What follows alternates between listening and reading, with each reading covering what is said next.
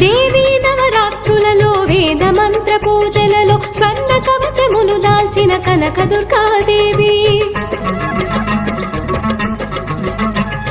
భవబంధాలను బాపే బాలా త్రిపుర సుందరి నిత్యానందము కూర్చే అన్నపూర్ణాదేవి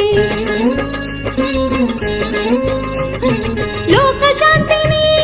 సంరక్షించే సుమంత్రమూర్తి గాయత్రి